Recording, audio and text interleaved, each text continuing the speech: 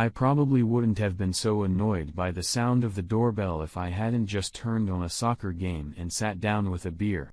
With my wife and 3 daughters off shopping for prom dresses, I had the rare opportunity to spend a Saturday watching sports broadcast without interruption from household chores. Such an occasion deserved, at least in my opinion, my full attention. I headed for the door, secretly praying for the instant and agonizing death of all Mormons and sellers of something, preparing to get rid of my unwanted guest in a hurry. I swung the door open only to have my bad mood get much worse. "I don't think you've become a Mormon, have you?" were the first words to come off my lips as I looked closely at my ex-wife for the first time in over 18 years. To say that Vivian was a little embarrassed by my first salvo would be an understatement, as she just stood there with her mouth open. I noticed the late series Mercedes in her driveway and the small boulder she still wore as her wedding ring, and figured she was still married to Dr. Jerry Spalding. Vivian seemed to have recovered a little from her stunned state when she finally replied, "No, Thomas, I'm not a Mormon," she declared, looking uncomfortable as we both looked at each other. "Why on earth would you ask that?" "Well," I replied seriously, "it's probably the only thing that could make things worse. Why are you here, Vivian?" Vivian suddenly seemed unsure of herself, and I took the opportunity to compare this late version to the Vivian I had known all these years. At 44, Vivian was still a beautiful woman. Her long blonde hair was now a stylish shoulder length, and her figure was now a fuller version of the supple young woman I had fallen in love with my freshman year of college. The wrinkles that had always been in the corners of her mouth now seemed to point slightly downward, and the green eyes that had originally captivated me seemed a little sadder. But otherwise, she was just an older version of my first love. "I was wondering if I could talk to you about Benjamin." Vivian ventured, her eyes meeting mine in a sort of silent plea. I noticed her twiddling her thumbs, and for the first time, I realized how nervous she was about coming to me. "Why on earth would I want to talk to you about Benjamin after all these years?" I asked incredulously. "Well, he's still your son," Vivian said hastily, as if trying to convince me of that statement. Her eyes snapped away from mine as she saw a momentary flash of fury. "My son," I roared.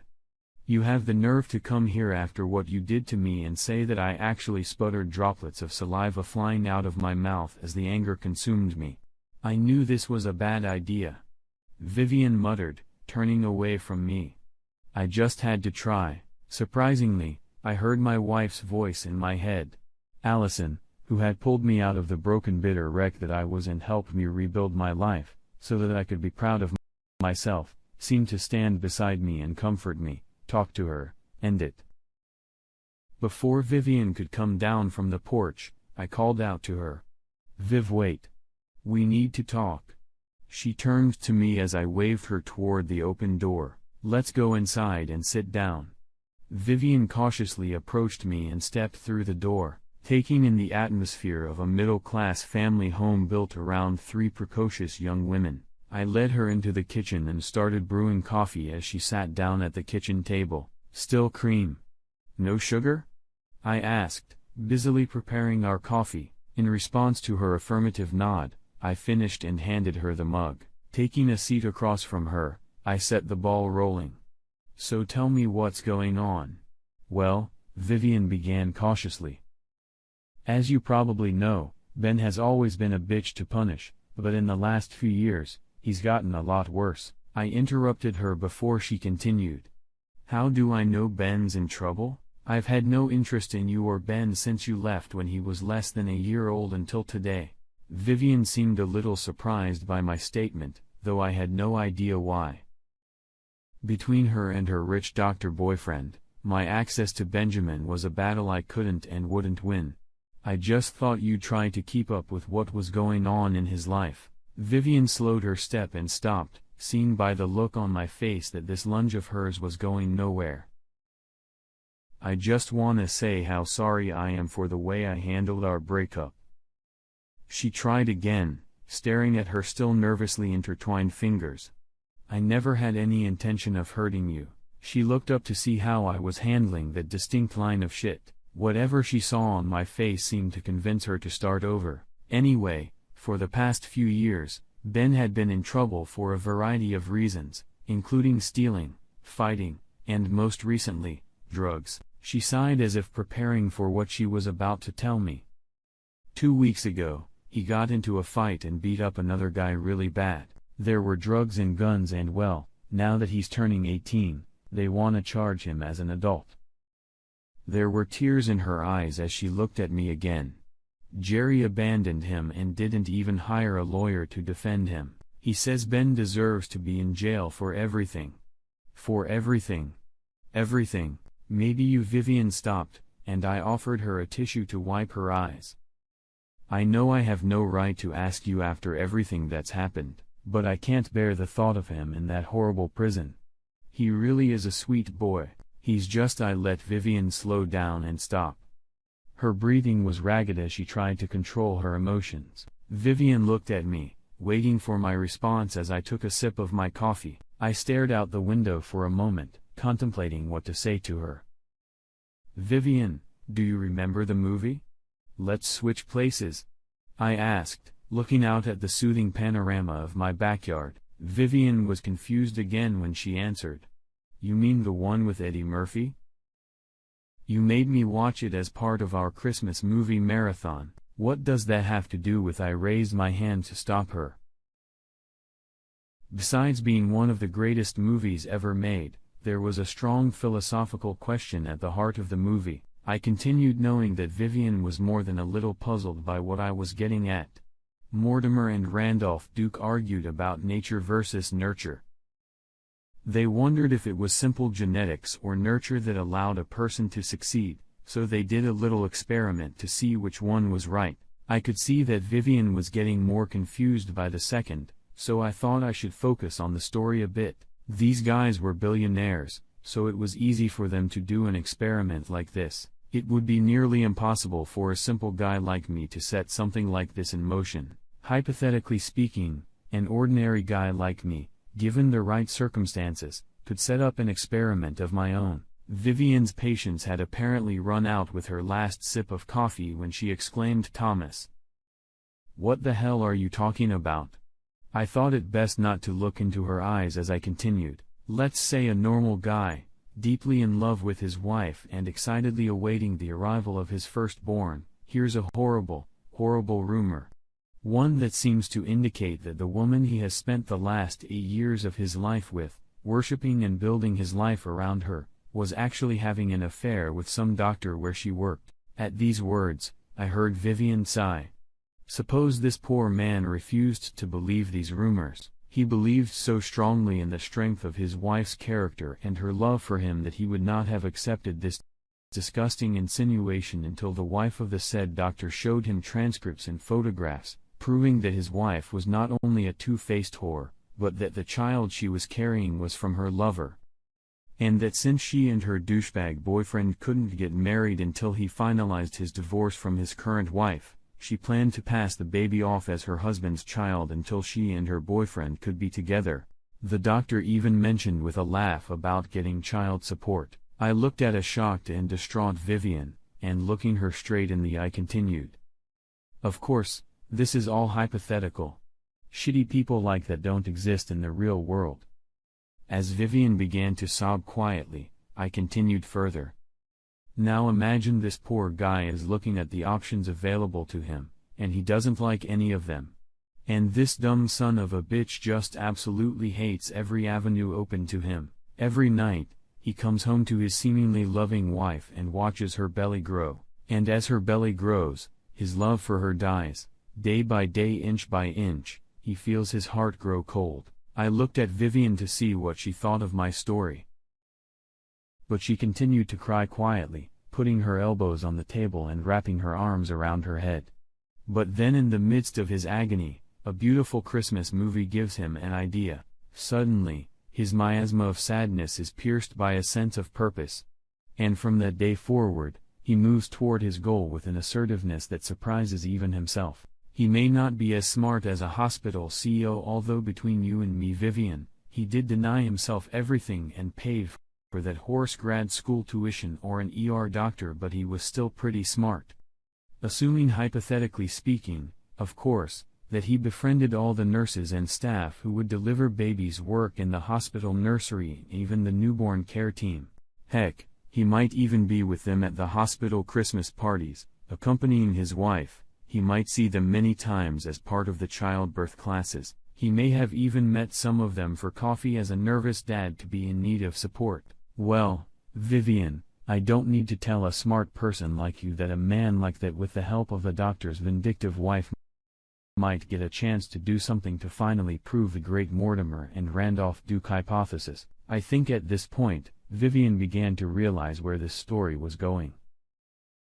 I mentioned earlier that she was smart, and suddenly her sobbing slowed and stopped. Suppose this great visionary had somehow managed to hide from his wife that she was literally ripping his heart out of his chest every day, desecrating every memory the couple had, desperately hoping for his support, planning to gut him personally and financially to the point where only she and her asshole lover could agree to be together. Once again, Vivian, this is a completely fictional story. Monsters like this were invented to scare small children. I'm sure none of us could think of someone so heartless, so wicked that they would do this to someone they supposedly loved. Vivian intervened with sadness in her voice. I thought I was in love. I had completely dissolved into him, and I didn't. I stopped her again with a quick shake of my head. Hush, Vivian, you're spoiling the story, and I'm just getting to the good part. Well, our hero, driven by his single scientific purpose, had everything was now in place. He just needed to get things started. Luckily for him, his wife no longer cared about him at all. Otherwise, she would have seen the darkness that enveloped him from time to time and plunged him into a deep depression, and only his sense of scientific duty kept him afloat. Vivian now looked at me with an expression akin to horror as I outlined my story. Her hands no longer trembled with nervousness, and the tears dried on her cheeks as she waited with painful dread for me to continue. Our hero was under great pressure. For now, everything had to happen quickly. Finally, in the hospital on Happy Day, the husband patiently awaits the birth of his non-son. He made sure to find out the sex of the baby, even though his wife preferred the sex of the baby to be a surprise. He had experienced enough surprises in his life. As a woman who has worked in hospitals most of her life, Vivian, you probably know that at that time, security wasn't on the same level as it is now. And our hero was almost surprised at how easy it was to get it all done. By throwing a small party with humorous gifts and cupcakes for those involved in the birth of the baby, our hero was able to distract everyone long enough to allow his sidekick to get to work.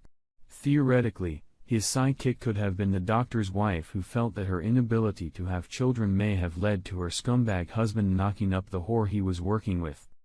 Vivian visibly cringed at my description as I continued. Imagine the level of excitement our hero Vivian must have been feeling. He was about to complete Mortimer and Randolph's experiment on a much more basic level, replacing the newborn child of two very well-educated professionals with a child of a 16-year-old heroin addict and her crazy friend, an equally crazy addict. He was finally going to. It was the rumble of a chair that let me know Vivian had fainted. And while I may not have rushed to her aid immediately, I eventually got her back in her seat with the help of a glass of cold water from the toilet tank. Although I wasn't sure Vivian was completely with me in this moment, her glassy unfocused stare and the repeated tick on her cheek were my indicators this story needed to finally be told to the end. As I said, Vivian, our hero had finally reached his ultimate goal. It should have been a moment of great triumph, and for a brief moment, it was. But then he made the mistake of looking into the room where he saw his soon-to-be wife recovering from a 12-hour labor. A huge wave of affection and nostalgia swept over him. And just like that, he was done with it. He asked himself this difficult question. The thought of taking away something that was so important to someone he loved so much suddenly became unbearable, and he decided to fix it right then. But, and Vivian, you're going to want to hear this part because it's really important to this hypothetical story. Just as he was about to finish his experiment, something happened that allowed him to fulfill his destiny and set in motion events that went on for 18 years until you arrived here today. Just as he was about to walk up to his wife and tell her everything he had done, a doctor in medical uniform entered the room from another door. Vivian looked concerned as I continued. As he watched the doctor walk over to the woman on the bed and kiss her on the lips, the hero became a poor man again, watching his wife turn to her lover with pride in her eyes as the two of them shared the moment of their child's birth. I looked back at Vivian and saw that her eyes were squeezed shut as if she was trying to mentally undo the story. At that moment Vivian, our hero, was reborn. Like a phoenix from the ashes, all the feelings he once harbored for his wife were completely and irrevocably erased in a riot of fire. In that moment, his commitment to the Duke brothers' legacy was solidified and his path was clear. Vivian looked at me with eyes full of horror as she finally managed to mutter, How could you do something like that to me and my poor baby?" Her look begged me to explain to her, so I did my best. "Well, Vivian, when you're dealing with a baby's DNA, you're talking about 100%, 50% or 0%. I wanted the baby to be 100% our DNA, you wanted it to be 50% our DNA, and it ended up being 0% our DNA. In reality, neither of us got what we wanted." I smiled encouragingly, hoping she would understand my obviously reasonable logic. I could see that Vivian's brain was desperately trying to make its way through the many piles of clutter created by my revelation. As I had noted earlier, aside from turning into a horrible person, she had always been very intelligent. It only took her a few moments to get to the heart of the matter. The only way to know the outcome of your experiment is if you know how both kids turned out. You just found out how Benjamin. She didn't finish the sentence, instead looking at me questioningly. Well, hypothetically speaking, the experiment didn't work quite as our hero expected. It turned out that the son of a 16-year-old heroin addict was already up for adoption at that point. Hypothetically speaking, he had happily grown up in a middle-class family and was currently a sophomore in college where he hoped to become a lawyer.